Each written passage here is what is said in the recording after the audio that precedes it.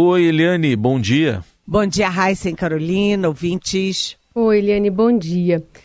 Bom, estamos com esse cenário todo aí pensando em Elon Musk, que tem provocado reações no judiciário, no executivo brasileiro, nas relações internacionais, na direita, na esquerda. Estava dando uma olhada aqui se tinha atualização de tweet de Elon Musk, né, que está tweetando sobre coisas indiretinhas, aproveitando para fazer publicidade da Starlink. Mas em meio a esses ataques, o ministro Alexandre de Moraes, do Supremo, e a decisão da Justiça brasileira, o presidente do Senado, Rodrigo Pacheco, afirmou que a regulação das redes sociais é inevitável e cobrou da Câmara dos Deputados a votação do projeto aprovado pelos senadores em 2020. Vamos ver se a gente tem aqui essa sonora do Rodrigo Pacheco para colocar também. O ministro das Relações Internacionais, Alexandre Padilha, afirmou que as ações do bilionário são um ataque inadmissível à Suprema Corte e à própria soberania brasileira e que um passo além é esse projeto de regulação da inteligência artificial de autoria do presidente Pacheco. A expectativa é que se vote esse texto, né, em algum momento. Vamos ouvir Rodrigo Pacheco falando. Não é limitação à liberdade de expressão, são regras para o uso dessas plataformas digitais, para que não haja captura de mentes de forma indiscriminada que possa manipular desinformações, disseminar ódio, disseminar violência, disseminar ataques a instituições. E aí, Eliane, essa repercussão primeiro no Legislativo? Pois a repercussão tá imensa, né? Parece que o Elon Musk, né, tem esse poder de mexer com os nervos do judiciário e sacudir a política brasileira, porque só se fala nisso. Brasília está muito concentrada nisso. A gente está vendo ali as posições pró e contra o tempo inteiro, né? Os aliados do Jair Bolsonaro dando razão ao Musk, né, querendo até fazer aí reuniões e manifestos de apoio ao Musk contra o Alexandre de Moraes, que agora está sendo chamado até de ditador, né, e do outro lado, né, a base do presidente Lula toda tentando se mobilizar para fazer andar o tal projeto, né, que regulamenta as redes sociais. Né, é um projeto que é chamado de PL das fake news, mas na verdade é um PL, é um projeto para regulamentar a lei ali, o uso, né, o funcionamento das redes sociais, que hoje corre solto, né? As redes sociais fazer o que quiserem, né, falar o que quiserem, atacarem quem quiserem, distribuir fake news como bem entender. O projeto, que originalmente foi do senador Alessandro Vieira, de Sergipe, esse primeiro projeto foi aprovado no Senado há anos, foi aprovado em 2020 no Senado, está lá parado na Câmara. Parado por quê? Porque a Câmara não consegue ao mínimo consenso para votação. Né, o relator lá é o Orlando Silva, da base do presidente Lula. Ele achava que agora vai, né, com essa provocação, esse ataque do Musk, que agora haveria condições políticas para se discutir a questão das redes sociais. Mas, pelo que se vê, não. É ao contrário. O Musk atiçou os ânimos. E agora a gente vê que não se sabe para onde que isso vai. Uma questão importantíssima na regulamentação das redes sociais é que hoje, né, as redes não têm a menor responsabilidade pelo que é divulgado nas redes, né? Então, as plataformas, você pode xingar alguém, você pode falar uma mentira contra alguém, você pode prejudicar um candidato numa eleição e as redes dizem, não tenho nada a ver com isso, liberdade de expressão, cada um faz o que quer. E pelo PL, que tem o apoio assim, decisivo do Alexandre de Moraes, a ideia é responsabilizar também quem abre espaço para esse tipo de mentira perigosa que traz danos às pessoas, danos a biografias e danos, inclusive, eleitorais e, portanto, à democracia, né? Mas está tudo muito confuso, né? A guerra que seria entre Musk e Alexandre de Moraes virou uma guerra de todos contra todos e todo mundo querendo tirar uma casquinha.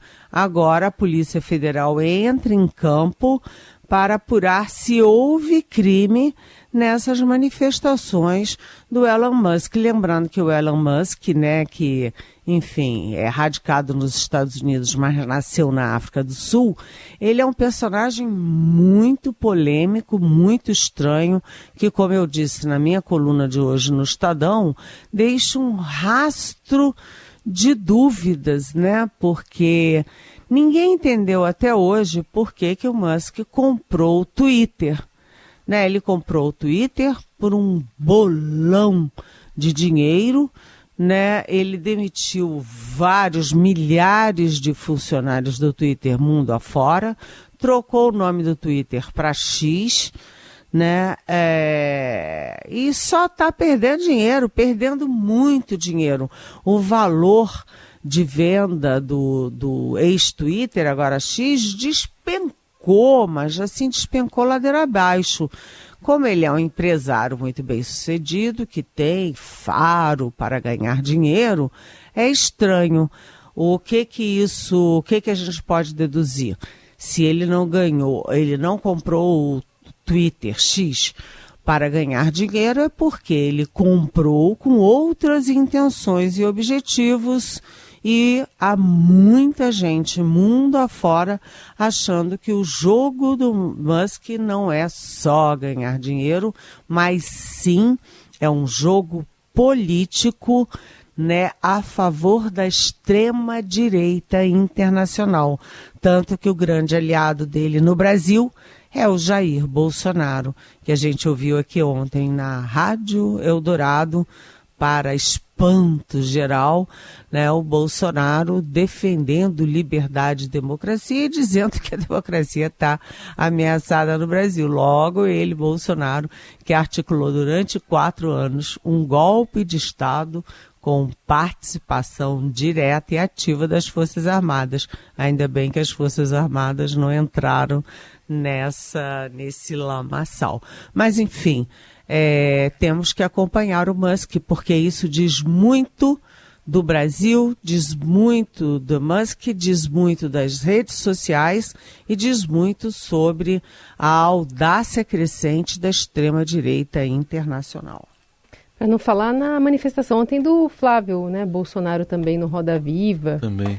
E defendeu, enfim, o pai e voltou a criticar o ministro Alexandre de Moraes. Mas não pediu impeachment, né? Mas não pediu. Não embarcou no impeachment. Embarcou. E o Flávio Bolsonaro também disse que não tem nada a ver com as milícias do Rio de Janeiro. Uhum. E aí eu automaticamente lembrei que o Flávio Bolsonaro entrou numa cadeia, numa prisão, para botar no peito do maior miliciano do Rio de Janeiro a principal comenda da Assembleia Legislativa do Rio de Janeiro, a Alerj. Era um miliciano tão poderoso que fugiu da polícia, foi encontrado pela polícia e morto num tiroteio entre ele e a polícia. E ele recebeu uma condecoração, a principal condecoração da Alerj, quando estava preso. Bem, se isso não é vínculo com a milícia, bem, o que será vínculo com a milícia, não é? Então tá aí, é o caso lá do Adriano da Nóbrega, né, aquele miliciano que foi morto lá na Bahia. Eliane, vamos falar do julgamento também do senador Sérgio Moro. O mandato dele está sendo ali o julgado por causa de uma ação do PL e do PT, mas está 3-1 pela manutenção, ou seja, contra a cassação de Sérgio Moro. Faltam 3 votos, tinha falado 4, né? Mas não, faltam 3 votos, já foram dados 4 votos. Ainda tem chão, né? Ainda tem chão. A expectativa agora, com 3-1 contra a cassação, a expectativa clara é de que o Moro se salve, né? Que salve o mandato dele, pelo menos nessa instância, pelo menos no TRE do Paraná, 3-1, né? Falta apenas um voto para que o Moro mantenha o mandato. O próximo voto, que vai ser hoje ainda, esse julgamento deve ser concluído hoje, tudo indica que será concluído hoje. O próximo voto é do Júlio Jacob, que, segundo a minha colega Malu Gaspar do Globo apurou, tem pronto um parecer de 90 páginas a favor da cassação do Moro.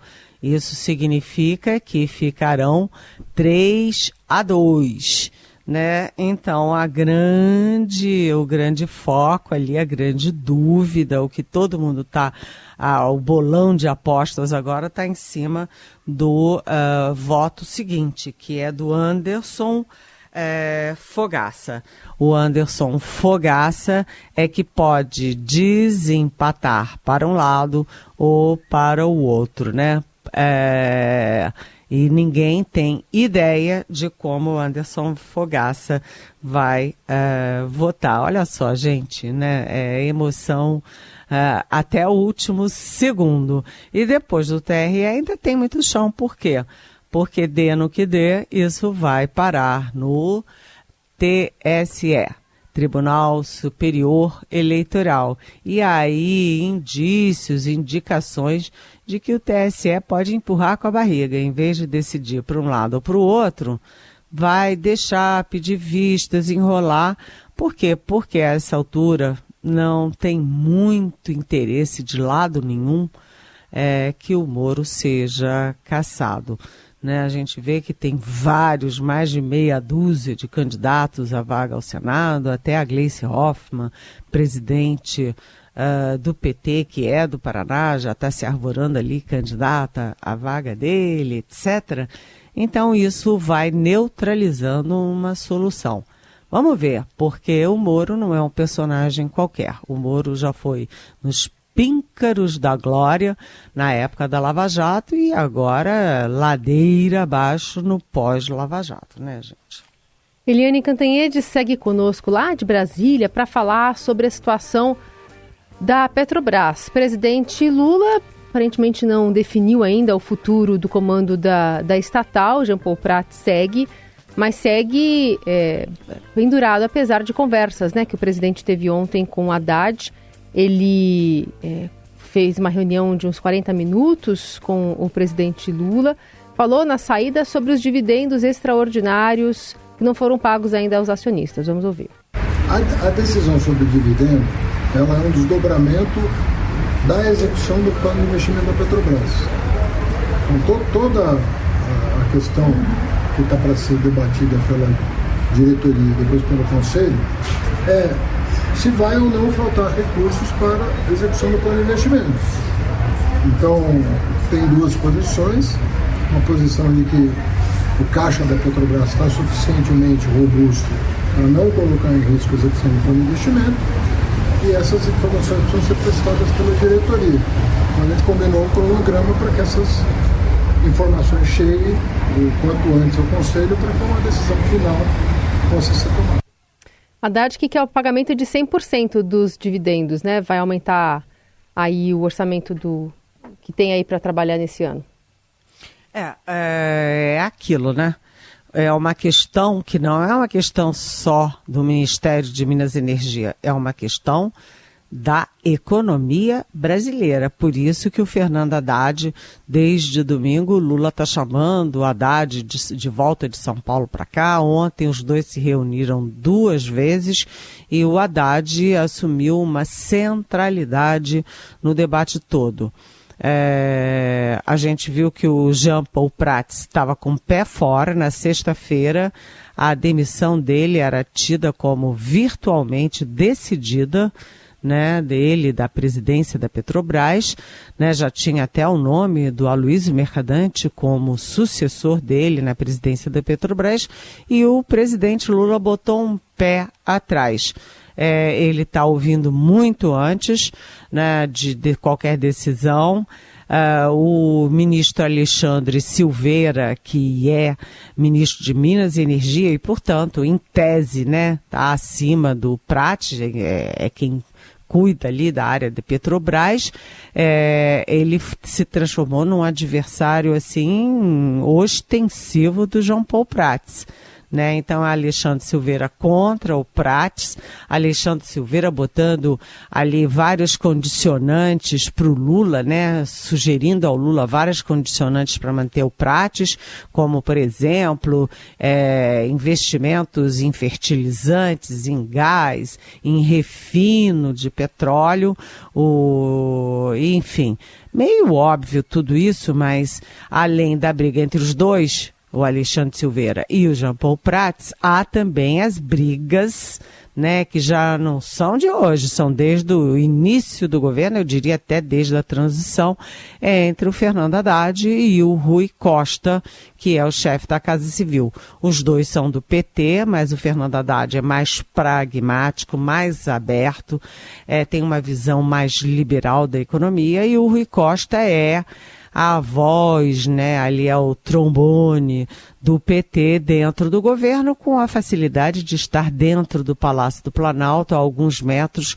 do gabinete do presidente Lula, portanto, com uma capacidade enorme de fazer a cabeça do Lula. Mas o Lula não é bobo, está ouvindo muito o Haddad no que ele faz muito bem, até porque é o seguinte, é o que a gente fala aqui todo dia na Rádio Eldorado, né? Brincar com a Petrobras é brincar com o humor dos investidores internacionais, e brincar com o humor de investidores internacionais é ficar sem recursos para fazer o que o Brasil precisa e para desenvolver, fazer o Brasil crescer, né? Crescer, aquecer a indústria, gerar empregos, né? Trazer mais investimentos em outras áreas e, enfim, trazer bem-estar para a população. Então o Haddad está muito voltado para isso, e na questão específica dos dividendos, né, tem aquela visão antiquada de que dividendo é para fazer o jogo do capital, é só para agradar o mercado, agradar acionistas, e a Petrobras tem que ter uma visão social, uma função social. Bem, não é função da Petrobras, função social, né? Função social é do executivo e não de uma empresa que tem ação na Bolsa como a Petrobras. Segundo, a Petrobras pode ajudar sim as políticas públicas do governo, sim, exatamente com o quê? Com dividendos, né? O governo chia, o Rui Costa chia, todo mundo chia, mas a maior acionista da Petrobras é o governo federal. Portanto, se houver distribuição de dividendos, como deveria ter havido e como há em todas as empresas desse porte da Petrobras no mundo inteiro, né, o maior beneficiário seria exatamente o maior acionista, que é o governo.